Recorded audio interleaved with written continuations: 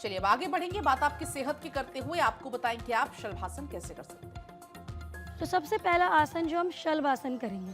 अब शलभासन भी हम इजी वे से सीखेंगे, बिकॉज जिनकी कमर में दर्द है वो पैर को पूरा ऊपर तक लिफ्ट नहीं कर सकते हैं, तो उनके लिए भी क्या है, आप अपने दाएं पैर को उठाएंगे, ज़्यादा ऊपर नहीं उठाना है, बस इतना ही ऊपर उठाना है। श्वास भरते हुए ऊपर, श्वास छोड़ते हुए ज़मीन पे। अब इस प्रक्रिया को भी आपने कम से कम 10 बार करना है। अब ध्यान रहे, जब इस प्रक्रिया को आप करेंगे तो आपका जो ये बटक वाला पोर्शन है ये इस तरफ गिरना नहीं चाहिए।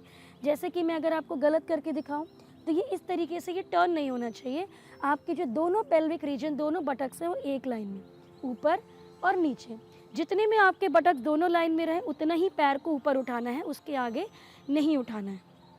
तो 10 बार एक पैर से करने के बाद अब हम दूसरे पैर से अभ्यास शुरू करेंगे। श्वास भरते हुए ऊपर, श्वास छोड़ते हुए नीचे। ये अभ्यास बहुत ही लाभकारी है। आपकी जो ये बटक की जो मसल्स होती है, जिनको साइटिका का दर्द रहता है, उनके लिए बहुत लाभकारी है।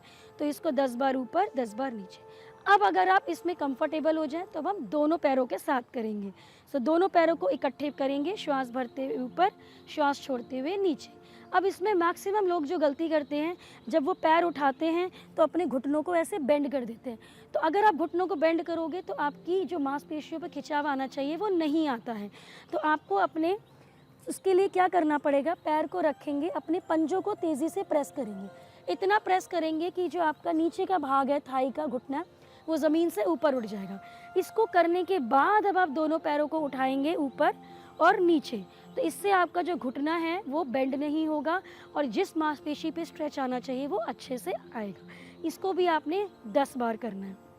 अगला अभ्यास है पेट का अभ्यास। तो उसके लिए हम पहले कमर के बल लेट जाएंगे। हम करने वाले हैं नौका आसन, सुपाइन नौका आसन। अब जिनकी कमर में दर्द है वो अपने पैरों को ज़्यादा ऊपर नहीं उठा सकते हैं और ना ही उठाना है। तो आपको अपने पैरों को ज़मीन से सिर्फ 20 डिग्री लिफ्ट करना है। तो सबसे पहले अपने दाएं पैर को 20 डिग्री लिफ्ट करेंगे। अब यहीं पे ही आपको श्वास भरते हुए पैर को ऊपर उठाना है, श्वास छोड़ते हुए पैर को ज़मीन पे टच करना है। फिर श्वास भरते हुए ऊपर उसी पैर से करेंगे और फिर श्वास छोड़ते हुए नीचे। इस प्रक्रिया को कम से कम आपने 10 बार करना है।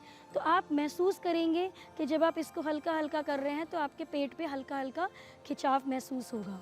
अब इसी को ही दाएं से 10 बार करने के बाद हम दूसरे पैर से भी करेंगे।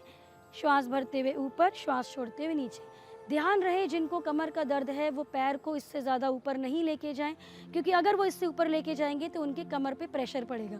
तो कमर पे किसी तरीके का प्रेशर आपको नहीं लेना है। अब अगर आपको इसमें आप सहज पूर्वक इस पर कर पा रहे हैं तो अब हमने क्या करना है, अपने अपर बॉडी को भी उठाना है।